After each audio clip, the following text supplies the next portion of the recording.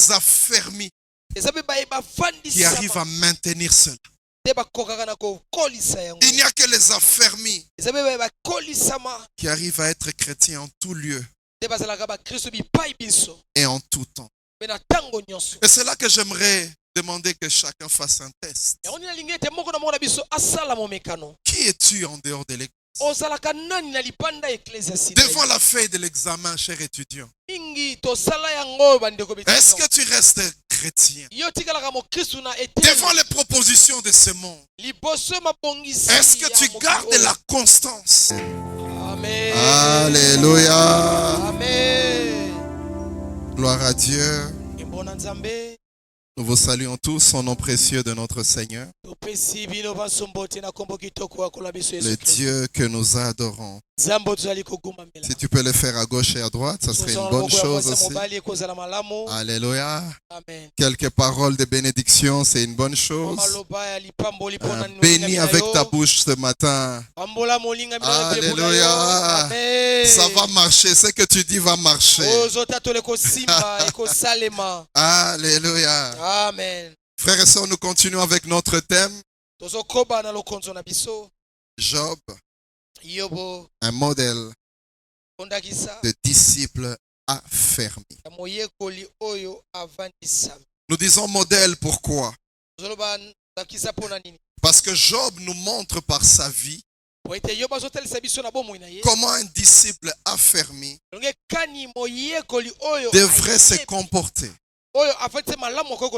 Alléluia. Amen. Quelqu'un qui est affermi, qui connaît Dieu, doit avoir une réaction ou des actions différentes. Parce qu'il n'est pas dicté par sa chair. Il n'est pas dicté par les choses de ce monde. Il n'est pas dicté par l'élévation. Il n'est pas dicté par ce qui se présente devant lui. Il est dicté par une loi qui est au-dedans de lui. Il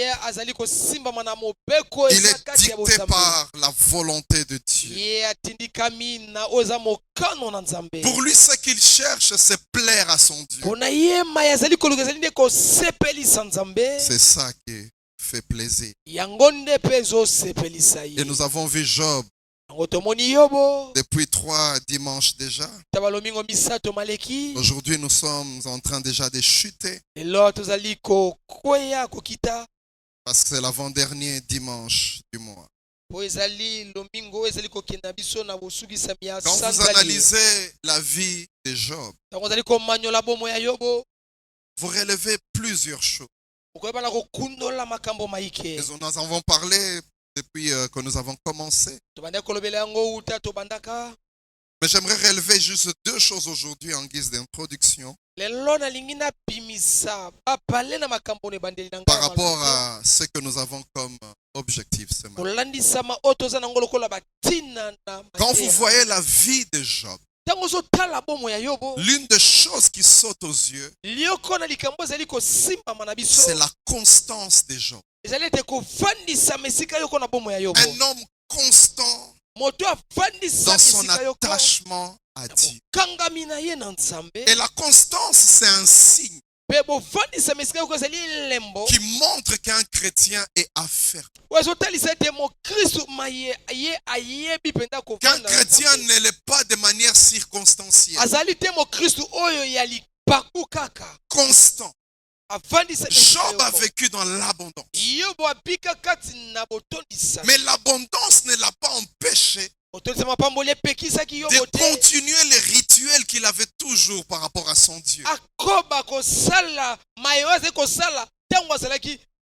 L'abondance ne l'a pas empêché de continuer à être juste, à être droit, à être intègre, à continuer à craindre Dieu. Vous savez, l'abondance peut changer les gens. David se retrouve dans la grotte. Il est devant Saül. Ses amis lui disent, voilà, on vient de te le donner comme sur un plat. Tue-le. La Bible dit David a tremblé. Il a dit non, je ne peux pas toucher à loin de l'Éternel.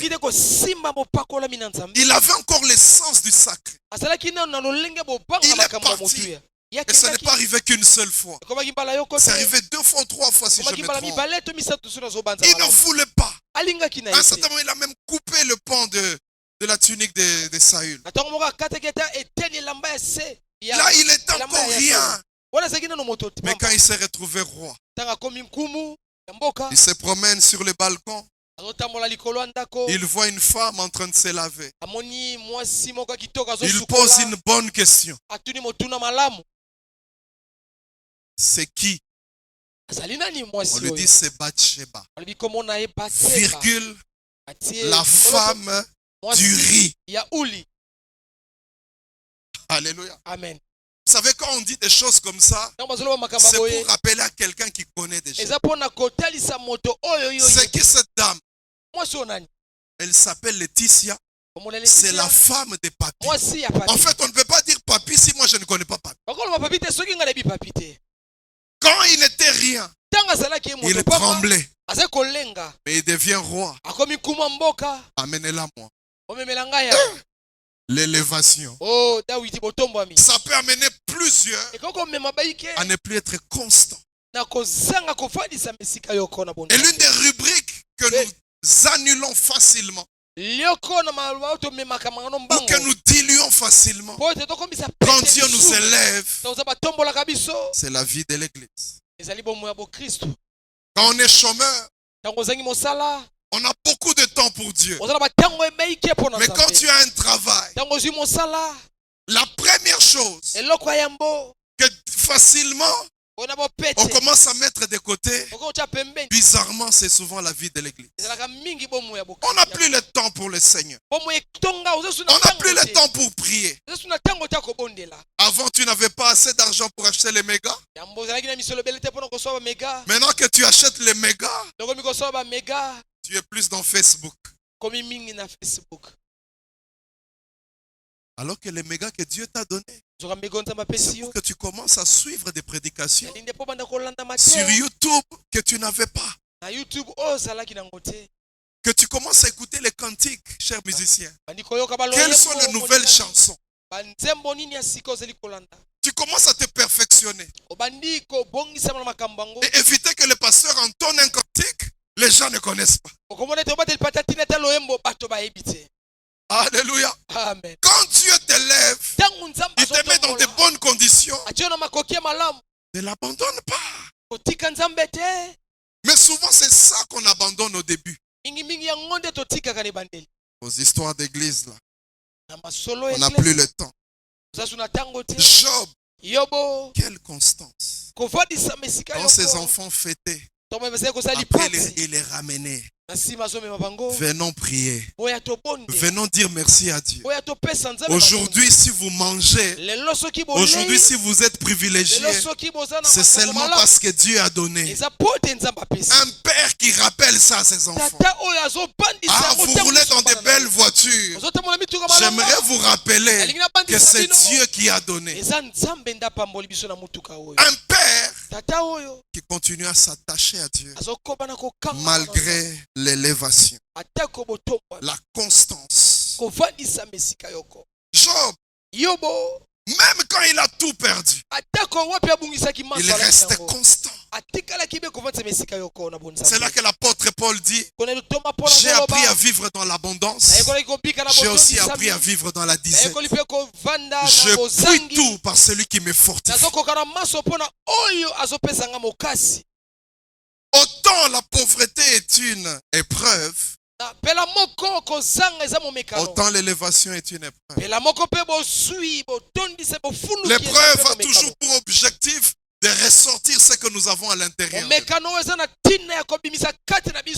Qu'on puisse te connaître réellement.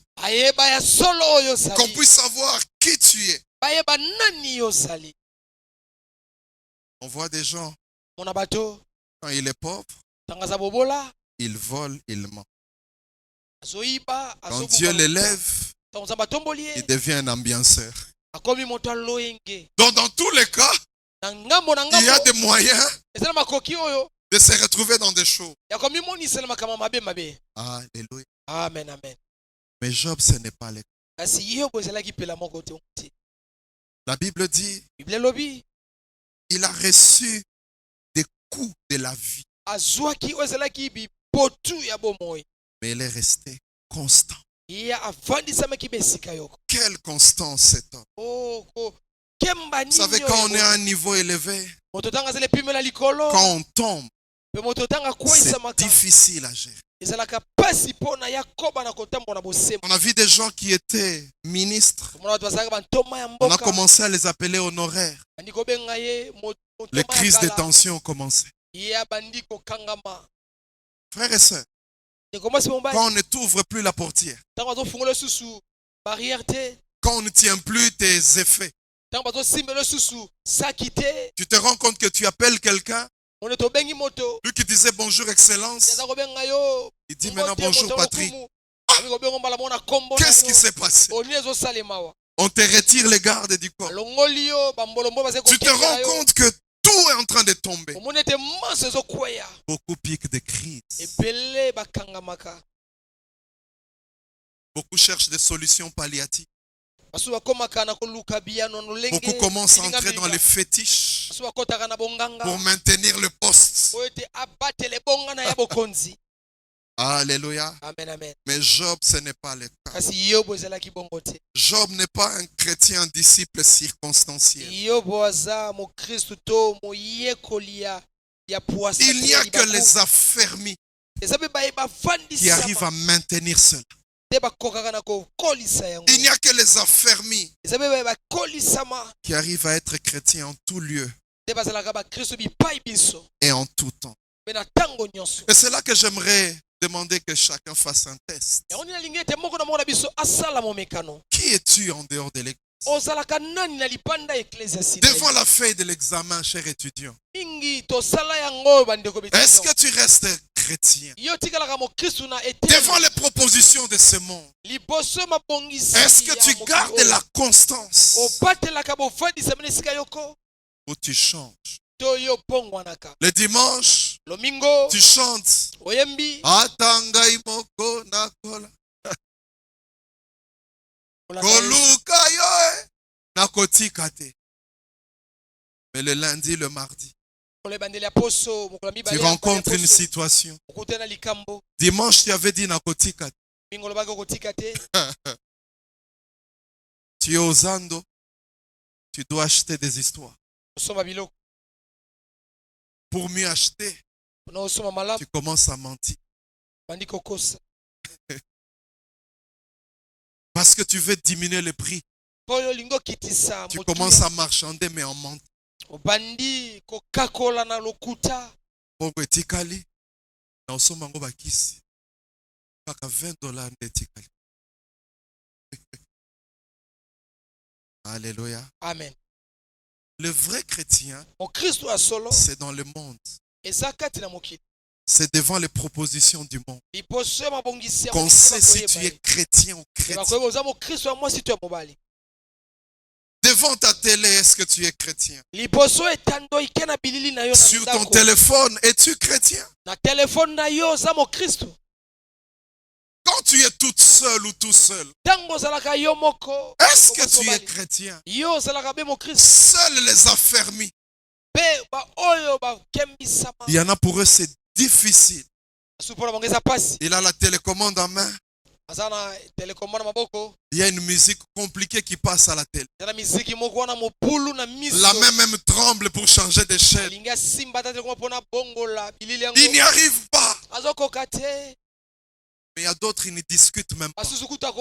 Ils zappent directement. Parce que sa vie, il a donné à Christ. Mais toi, tu te bats encore jusqu'aujourd'hui. Tu as un problème d'affermissement. Tu n'es pas encore affermi. Voilà pourquoi tu tombes encore dans ces petites choses. J'aimerais demander à quelqu'un, reviens au Seigneur. La deuxième chose, frères et sœurs, que j'aimerais relever aujourd'hui, c'est que nous voyons Job qui atteint un niveau que chaque chrétien affermi devait atteindre. Arriver au niveau où les biens de ce monde n'altèrent plus notre jugement, ne détruit plus nos valeurs. Ce n'est pas parce que tu veux me donner que je vais me corrompre. Job a atteint un niveau où il peut avoir faim, mais il ne va pas se compromettre. Seuls les affaires. Combien de fois on a vu des sœurs secouées par des problèmes d'argent, manque de lait de beauté, secouées directement. On accepte l'inacceptable. Où sont passées ces sœurs que nous avions dans les temps passés, qui pouvaient accepter de mettre l'huile de palme sur le corps, mais ne plus jamais revenir dans le monde? Où sont passés ces sœurs-là? Où sont passés ces frères-là qui même quand ils ont des problèmes d'argent, non, ils ne vont pas voler, ils ne vont pas mentir, ils préfèrent rester affamés avec Jésus? Où sont les affamés avec Jésus? Où sont ces personnes? Aujourd'hui, nous avons des gens différents, à peine secoués, on change. Mais Job, différent. Et des fois, ça étonne le monde. On se demande comment tu peux réagir comme ça. Comment tu peux faire des choses comme ça? Comment tu peux résister? Un homme disait ça à son collègue. Il dit, comment tu peux faire toutes ces années? Tu n'es fidèle qu'à une seule femme. Comment? Il donne une illustration. Vous savez, les gens, quand ils veulent vous emmener ailleurs, ils ont même de l'imagination. Il dit chez toi à la maison, si on prépare le pondou, le premier jour, le deuxième, jusqu'au 31, tu ne vas pas te lasser. Même si on met le likayabu dedans, c'est toujours... En fait, il veut dire, même si elle se maquille comment, c'est toujours le pondou. Même si elle s'habille comment, c'est toujours le pondou.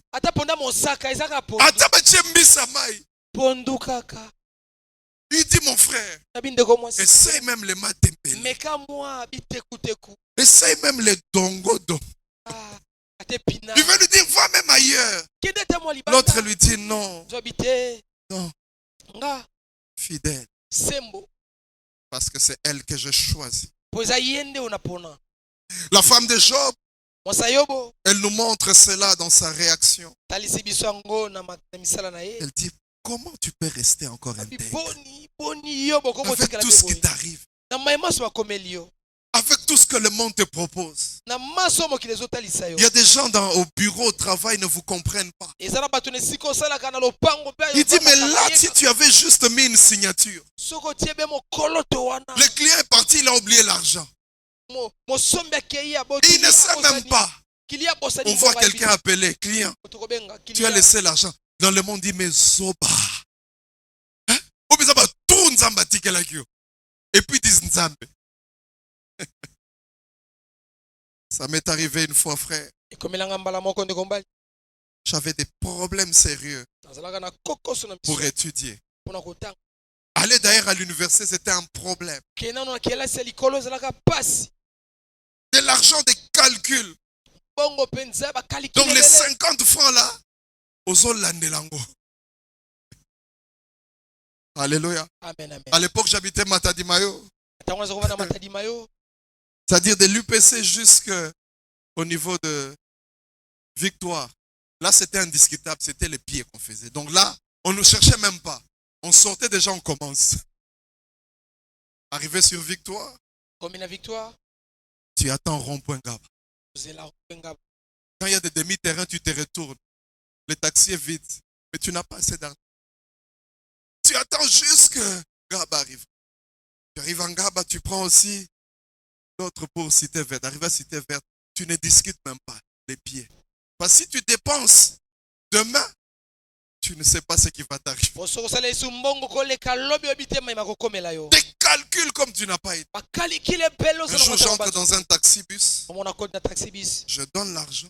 Le receveur me remet l'argent. Mais il remet en plus. Je compte moi-même. Je me rends compte qu'il a remis plus. Et voilà une voix qui commence à me dire: tout concourt au bien de ceux qui accepte seulement. Est-ce que tu ne vois pas que c'est Dieu qui est en train de... Alléluia. Amen. Je regarde l'argent et le taxi-bus commence à avancer. Le receveur ne sait rien. Là, je calcule, je me dis, avec l'argent qu'il m'a remis, je suis assuré au moins 2 jours. J'avais du mal. En poche, tu as des problèmes. Je fournis des efforts pour appeler les receveurs. Donc tu l'appelles, mais tu ne veux pas. Mais dans le cœur, l'esprit te dit, tu dois remettre l'argent. Je l'ai appelé. Je lui ai donné l'argent. Vous connaissez nos receveurs. Même pas un merci. Dans mon cœur, je me dis, j'aurais même pu bouffer ça. Mais au-dedans de moi, on me dit, tu n'as rien fait de spécial. Un enfant de Dieu, c'est comme ça qu'il doit agir. Et il ne doit pas attendre un remerciement. C'est ça la vie d'un chrétien. Et j'ai commencé les pieds. Alléluia. J'ai commencé les pieds. Et tu sais, quand tu marches à pied comme ça, un seul moment tu t'arrêtes. Tu te rappelles que tu viens de remettre l'argent. Et dans les cœurs, tu dis, c'est ma vive Jésus. Vive Jésus. Alléluia. Amen. Ce sont des choses qui ne sont possibles que quand tu es affaire. Le chrétien, un pied dedans, un pied dehors, il va prendre ça pour acquis. Il dit, profitons. C'est comme ça que tu entends des gens prendre des proverbes du monde. Tout chemin mène à Rome. Non, frère. Ça, c'est dans le monde. Ça veut dire que tu peux tout utiliser pourvu que tu arrives. C'est-à-dire que tu peux avoir le diplôme en trichant, par la corruption. Tout ça, ce sont des chemins. Non. Nous, ce n'est pas ça notre évangile. La fin justifie les moyens. Ah! Ça, c'est dans le monde. C'est-à-dire, on ne voit pas comment tu es arrivé. L'important, c'est aboutir. Non. Nous, ce n'est pas comme ça. Pourvu que je me marie, je peux faire tout. Même avoir une grossesse inopinée. Alléluia. Amen. Non, frère. Nous devons garder la constance. Nous lisons dans Job 2, à partir du premier verset. Job 2, le premier verset. Si vous le voulez bien, je peux lire pour nous. Amen. J'ai la version Thomson. La Bible dit dans Job 2:1, or les fils de Dieu vinrent un jour se présenter devant l'Éternel. Et Satan vint aussi au milieu d'eux se présenter devant l'Éternel. L'Éternel dit à Satan, d'où viens-tu? Satan répondit à l'Éternel, de parcourir la terre et de m'y promener. L'Éternel dit à Satan, as-tu remarqué mon serviteur Job? Il n'y a personne comme lui sur la terre. C'est un homme intègre et droit, qui craint Dieu et s'écarte du mal. Il demeure ferme dans son intégrité et tu m'incites à le perdre sans cause. Satan répondit à l'Éternel, peau sur peau. Tout ce que possède un homme, il le donne pour sa vie. Mais étends ta main, touche à ses os et à sa chair. Je suis sûr qu'il te maudira en face. L'Éternel dit à Satan, le voici, il est à ton pouvoir. Seulement épargne sa vie.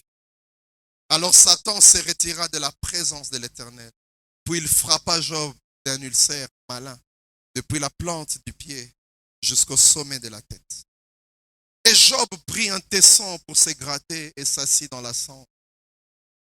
Verset 9, sa femme lui dit, tu demeures ferme dans ton intégrité. Pourquoi? Et il lui propose quelque chose. Maudit Dieu. Amen. Acclamons la parole de Dieu. Pour ceux qui nous ont suivis depuis le début, ceux qui ont pris le temps de lire ce passage, ils vont se rendre compte que ça c'est la deuxième étape de souffrance de Job. La première étape c'était les biens. C'était sa richesse qui était touchée. Et le diable, il a fait tout en un jour. Il voulait que la pression augmente. Et comme on dit en français, dans la foulée, qu'il puisse maudire Dieu. Qu'il puisse dire non, c'est fini. En un seul jour. Il y a des commentateurs de la Bible qui disent, qui se posent cette question, est-ce que vraiment Job a existé? Oui, il a existé. Parce que Jésus en parle lui aussi. Parce qu'on ne peut pas comprendre comment quelqu'un peut avoir autant de problèmes en un seul jour. Comment on peut tout perdre en un seul jour et rester constant. Pourtant, ça nous arrive, frère. Le 26, le 27 du mois, on n'a pas encore l'argent du loyer. Et quelques temps après, on t'amène les petits billets là de la classe. Tu vois les billets qui commencent par chers parents. C'est des billets compliqués. Chers parents. Quand tu vois ça, toi-même, tu peux déjà deviner la suite. Parce que tu connais les échéances. Un jour, un papa, en voyant tout ça, lui-même a commencé à juste les loyers. Mais Job, il perd tout. Et qui est en train de travailler derrière? C'est un spécialiste. Il ne vient que un. Pour dérober, pour égorger, pour détruire. Maintenant, Dieu lui dit, voilà, détruis les histoires. Il a fait ça à la perfection. Et quand vous le voyez, vous analysez, vous vous rendez compte qu'il y a une intelligence qui était derrière. Ils ont commencé par les gros bétails. Et puis les petits bétails. Et puis les chameaux. Et chaque fois les serviteurs passaient. Et pour terminer, pour arriver au bout, on a touché aux enfants. Un artiste qui voulait faire du mal. En un seul jour, 10 enfants sont morts. Quel deuil. Une maman disait, on avait frappé son enfant à l'école. Quand elle a vu juste l'enfant en train de pleurer. Vous savez les conclusions de pleurs. Quand les enfants commencent à... Ça sont les conclusions de... Quand la maman sentait ça, elle sentait au-dedans d'elle, ça tournait. Quand j'étudiais, il y a eu quelque chose comme ça. C'était le fils d'un colonel. Il y avait un peu de sang qui avait coulé sur son uniforme. Le papa est venu chercher l'enfant à midi. Il est venu avec ses gardes du corps. L'enfant entre, il voit les sangs. Il a posé juste la question, qu'est-ce qui s'est passé? C'est les profs qui m'attendent. Vous savez, à la sortie, les profs traînent encore. Ils parlent. Ce jour-là, le prof, il a dit quelle erreur j'ai fait de ne pas partir tôt. Le colonel est entré. Il a frappé le prof. Tu sais, on te frappe, mais les gardes de corps sont à côté. Est-ce qu'on a ça?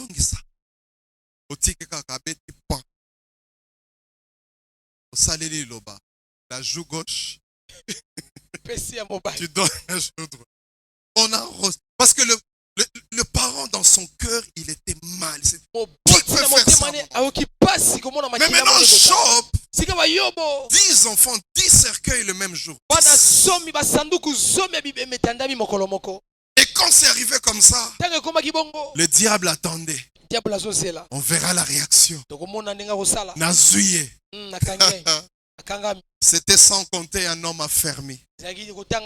Au chapitre 1, verset 20, la Bible dit, alors Job s'éleva, il déchira son manteau. Je ne sais pas avec quelle valeur.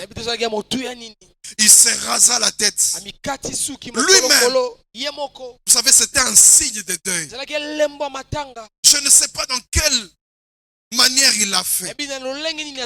La Bible dit, il s'est jeté par terre. Il s'est prosterné. Le diable attend. Il va maudire.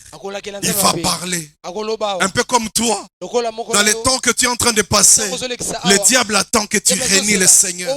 Le diable attend que tu commences les chobos. Le diable attendait. Et Job prononce une phrase. Il dit, ni je suis sorti du sein de ma mère, et ni je retournerai. L'Éternel a donné, l'Éternel a ôté. Que le nom de l'Éternel soit béni.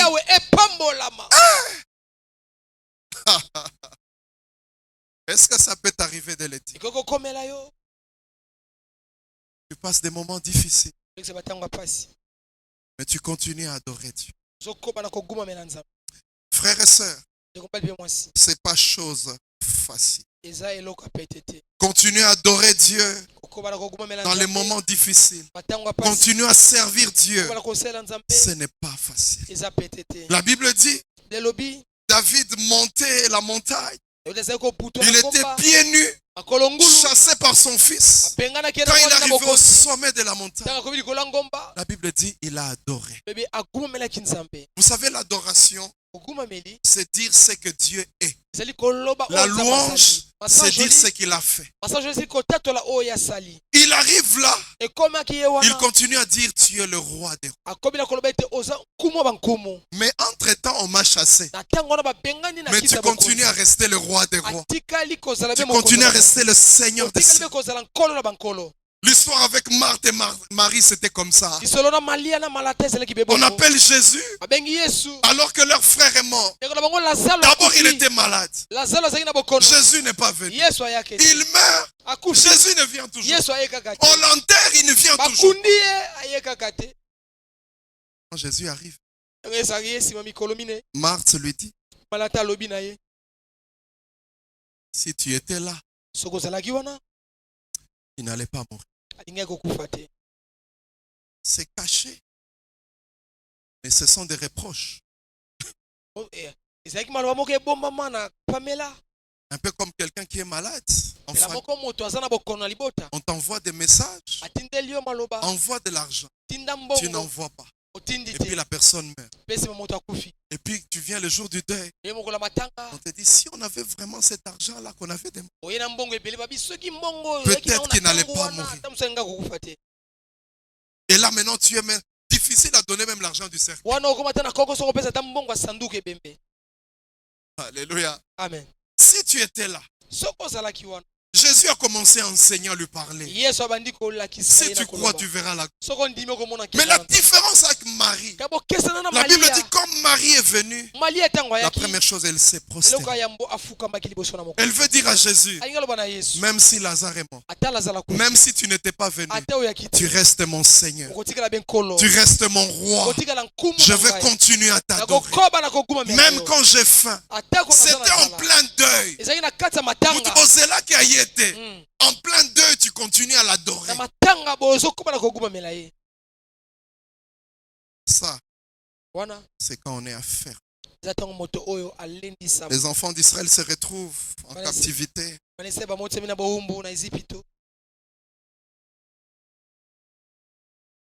Et les oppresseurs, ils commencent à leur dire dans le psaume 107,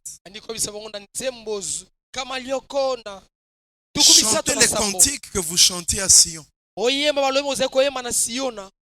Un peu comme si tu te retrouves avec des problèmes dans ton foyer. Toi et ton mari, vous entendez pas. Et puis quelqu'un vient te dire, chante les cantiques que tu chantais au début.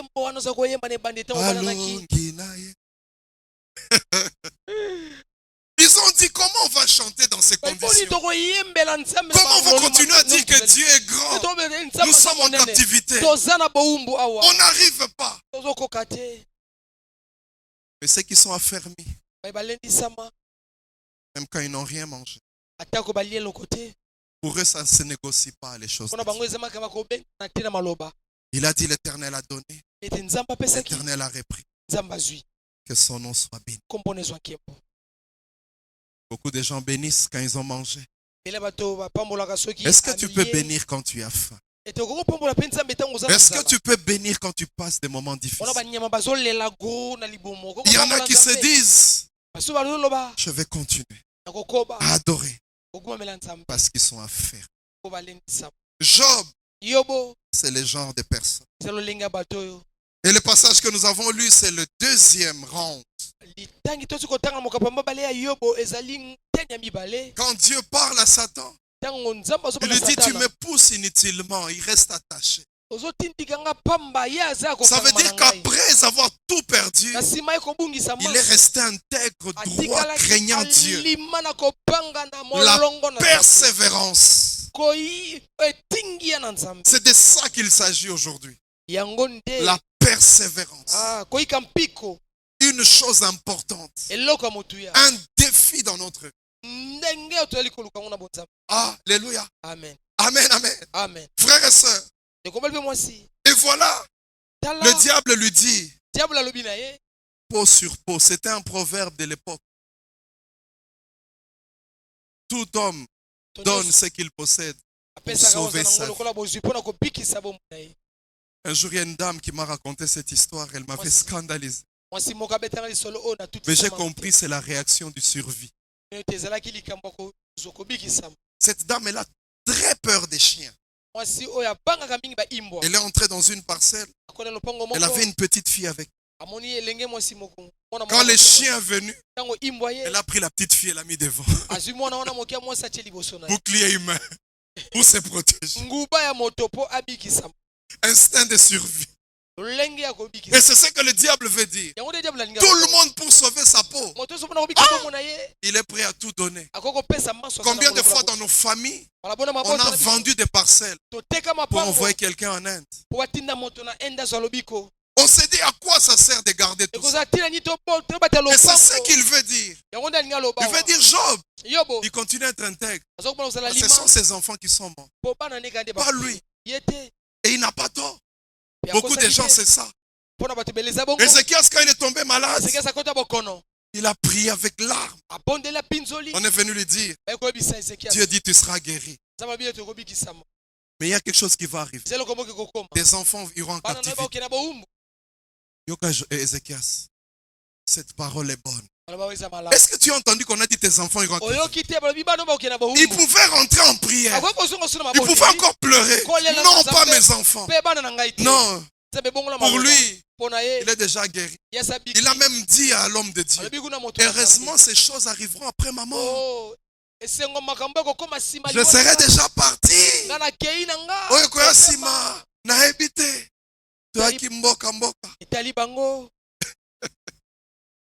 Alléluia. Amen. Et il dit à Dieu, si tu le touches, tu touches à ses os. Là, il va te maudire. Et Dieu lui dit, il est à ton pouvoir. Mais qu'il ne meure pas. Pour que nous sachions qu'est-ce qu'il va sortir de sa bouche. La Bible dit, les spécialistes, l'artiste du mal, il a cherché une maladie qui était non seulement la honte, mais aussi la souffrance. J'imagine, il s'est dit, n'abete hémorroïde. Comme ce qui c'est ça déjà. Amela tangaoui c'est sili. N'abete l'onin. Malaria plus. On peut trouver un médicament. Je veux lui frapper d'une maladie qu'on ne connaît pas. La Bible me parle ici d'un ulcère malin. En fait, c'était des pustules, des boutons, des choses comme ça qui s'est transformées en plaie, avec du pu, des choses comme ça. Et c'était malin. Ça le surprenait. Des fois c'est au pied, des fois c'est à la tête, des fois tout le corps, des fois les mains. Il souffrait. La Bible dit il a pris un tesson. Un tesson, c'est un morceau de poterie. Il a commencé à se gratter. Comme on a des boutons, des fois, on se gratte avec beaucoup de choses. La Bible dit c'est être assis dans la cendre. Il y a beaucoup de commentateurs de la Bible qui disent cette cendre était formée par sa peau sèche, par les peaux mortes. Quand il s'est gratté, ça tombait. Et il y en avait tellement. Quand sa femme a vu ça, elle a interpellé. Et c'est là que j'aimerais dire deux choses. Et puis nous allons clôturer. Sa femme dit, pourquoi tu demeures intègre? Vous savez, quand on s'attache à Dieu, le monde ne comprendra pas. Parce que dans le monde, c'est autre chose. Dans le monde, quand tu as de l'argent, on t'apprécie. Quand tu n'as plus rien, on t'oublie. C'est ce qu'elle veut dire. Elle veut dire à Job, quand tu étais élevé, tu pouvais bénir Dieu. Mais maintenant qu'il n'y a rien, maudis-le. Combien de fois nos amis nous ont abandonnés? Vous étiez tous les deux en G1. Toi tu as échoué, tu es en G1 et il passe en G2. Tu master. Vous n'avez plus le même TP. C'est fini. Combien de fois on a vu des gens, parce que tes parents avaient de l'argent, tout le monde était autour de toi. Tout le monde t'aimait. Mais maintenant qu'il n'y a plus rien, les noms qui t'appelaient mon bébé, mes chéris, mes enfants, personne ne vient. On a tout oublié. Vous n'avez plus rien à donner. Ça c'est dans le monde. Mais nous avec Dieu ce n'est pas ça. Amen. Il demeure notre Dieu. Amen. Dans le monde c'est autre chose. Voilà pourquoi il dit à sa femme, pourquoi tu parles comme une insensée? Parce que dans la vie des hommes affermis, ce n'est pas normal que tu n'adores Dieu que quand tout va bien. Tu dois continuer ta constance, persévérer même quand les choses vont mal. Mais j'aimerais vous rassurer, je sais que c'est un défi. La persévérance, c'est un défi. Beaucoup commencent bien. Le début, c'est bien. Mais au milieu, comment les choses se passent? Frères et sœurs, j'aimerais dire une chose. Quand tu vois des gens venir nouvellement à l'église, adorer Dieu comme ils le veulent. Toi qui es un ancien, qui n'est pas affermi, Laisse la personne faire. Des fois, c'est bizarre des gens comme ça. Une fois, j'ai vu un spectacle ici. Il y avait une dame qui s'était mise debout. Elle adorait Dieu. Elle dansait. J'ai vu une ancienne ici en train de regarder. Nini. C'est quoi ton problème? Laisse la personne adorer. Des fois, ce sont des découragements comme ça que le monde amène. Les gens commencent à te dire énergie zole kokabo. Âge zole kakabo. Au moins tes propositions. Au moins tes copo. Reste fidèle. Persévère. La deuxième chose que j'aimerais dire avant de terminer, c'est que le monde nous propose souvent des raccourcis quand nous nous retrouvons dans ce genre de situations.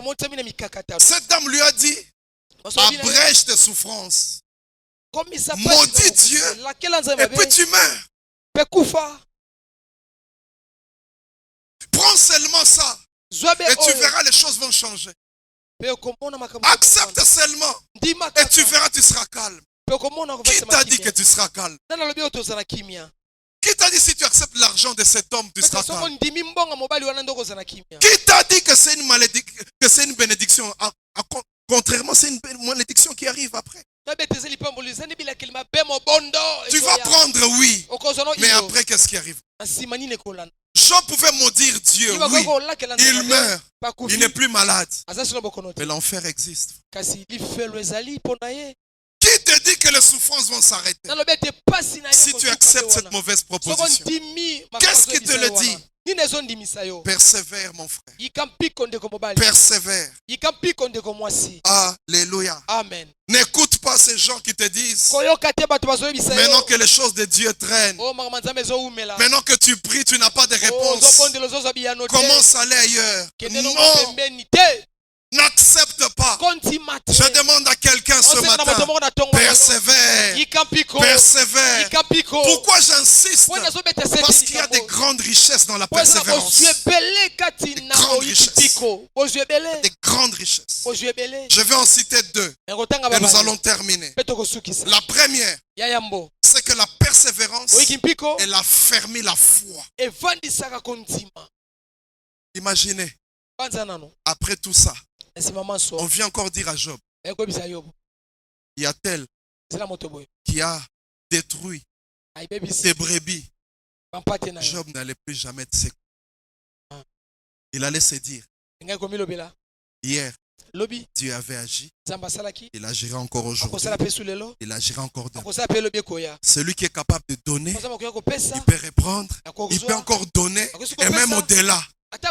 Au contraire, il allait peut-être même se dire, s'il avait doublé dans les premières épreuves, les prochaines épreuves, il va peut-être tripler. Je reste encore persévérant. Quand tu as vu la main de Dieu, on ne peut pas te bouger. Diplôme, il y a des épreuves. Tu vas rester ferme. J'ai besoin d'un doctorat à épreuve. Docteur en épreuve. Même si on vient encore lui dire quoi que ce soit. Vous savez, cette femme Anne, quand vous lisez son cantique, après avoir eu Samuel, tu sens qu'après la persévérance, on parle un autre langage. Écoute Job, à la fin il dit, j'avais entendu parler de l'Éternel, maintenant je l'ai vu.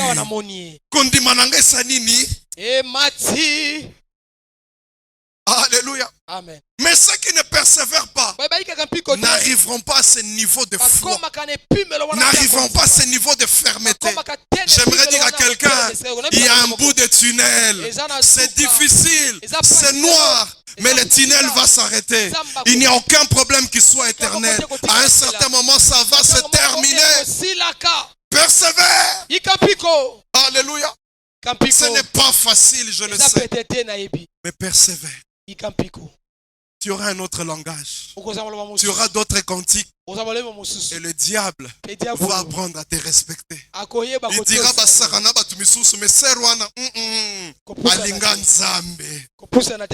Alléluia. Amen. Amen, amen. Amen. La deuxième chose, c'est qu'il y a toujours une récompense avec la persévérance. Ceux qui persévèrent, il y a toujours une récompense. Toujours. Dieu, il est fidèle. Et dans sa fidélité, il voit le travail que tu fais. Il voit les efforts que tu fais. Dans sa fidélité, Akofuta. Amen. Alléluia. Amen. Même si les hommes ne voient pas, Dieu voit. Dieu connaît. Même si personne n'a betelo maboko. Même si personne n'a tombola yo. Problème est likolo kuna livre moko babeka livre souvenir. Bazokoma.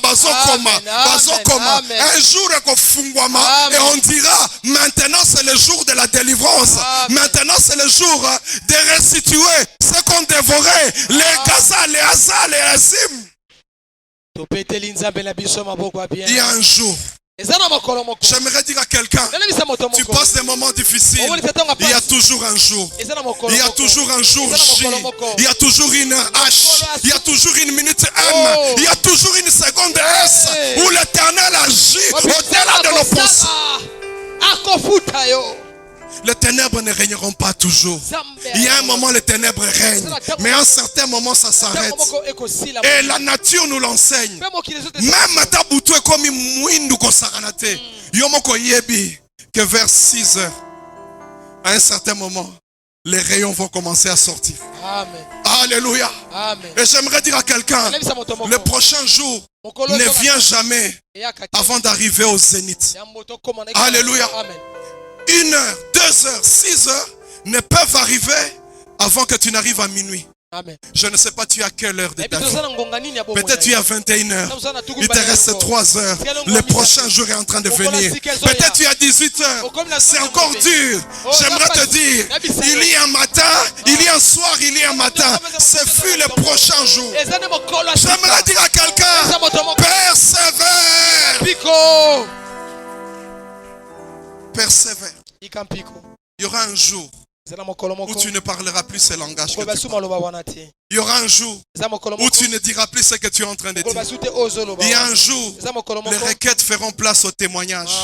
Il y a un jour, l'intercession fera place à l'adoration. Il y a un jour, ces choses s'arrêteront. Tu parleras différemment. J'aimerais te dire, persévère.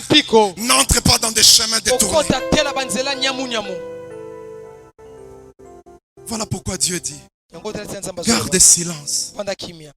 Ce n'est pas facile. Quand les problèmes sont là, de garder silence. Ce n'est pas facile. Il dit, garde silence. Je combattrai pour toi. Garde silence. Il y a toujours une récompense. J'aimerais terminer. Nous sommes dans le livre des Actes, rapidement, on ne va pas lire. Acte 1, 15. Judas vient de se suicider à cause des remords intenses. Il ne reste plus que 11 apôtres. Alléluia. Il ne reste plus que 11 apôtres.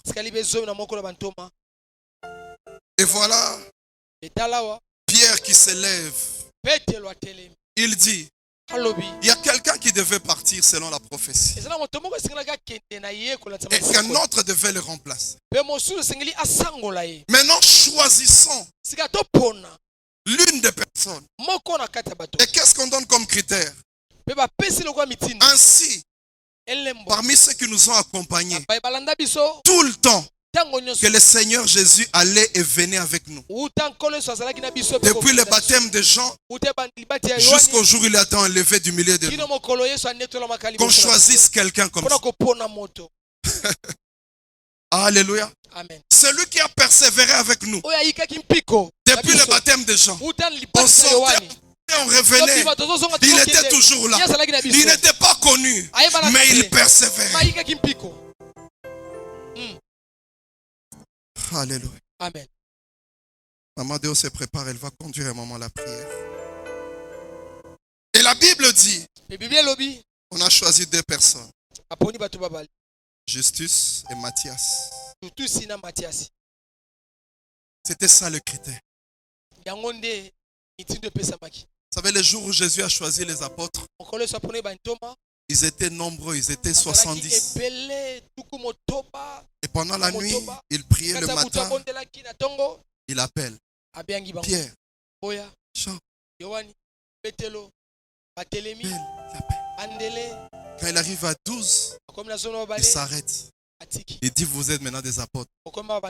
Les autres, merci, vous restez des disciples. Qu'est-ce qui t'arrive quand on choisit les autres et pas toi? Souvent, on critique celui qui a choisi. Et on critique ce qu'on a choisi. J'ai beaucoup aimé ce qu'un homme disait. Il dit, quand on a vu, on a choisi Pierre. On a choisi Thomas. Quelqu'un a dit, Pierre n'a pas dit ma révélation, mais Thomas. Et l'oni na sala na vie, Thomas. Thomas. Alléluia. Amen.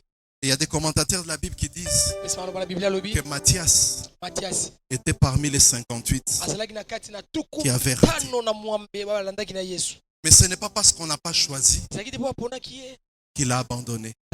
Il a persévéré. Il a continué à marcher avec toi.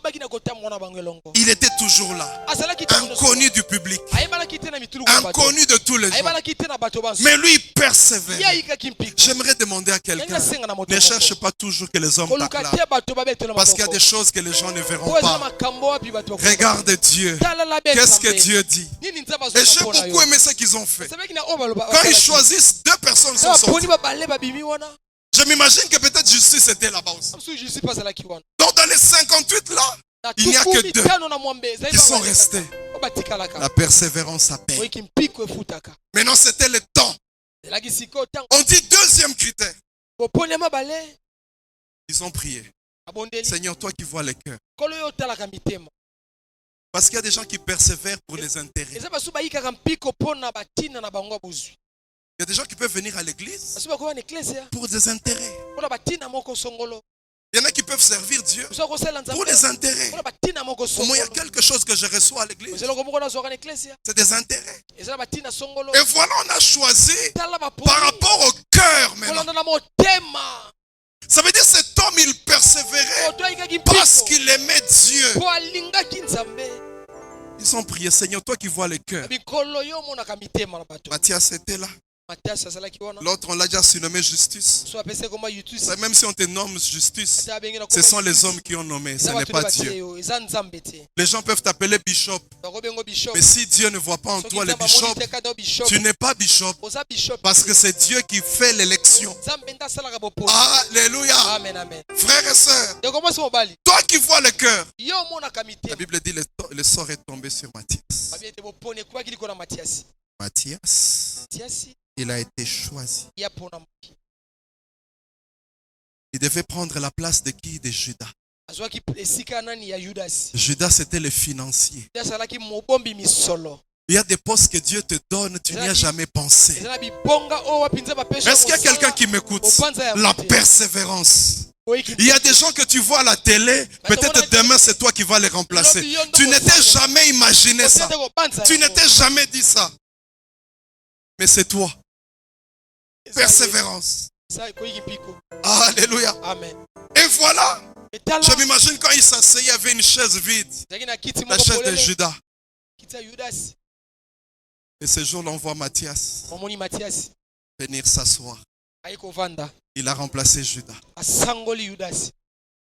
Judas était le financier de l'époque de Jésus. Mais Matthias, il est le financier dans la Pentecôte.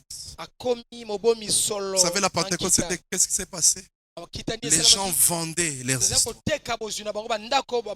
Je m'imagine que les fonds étaient plus grands qu'à l'époque. C'est à cause de la persévérance.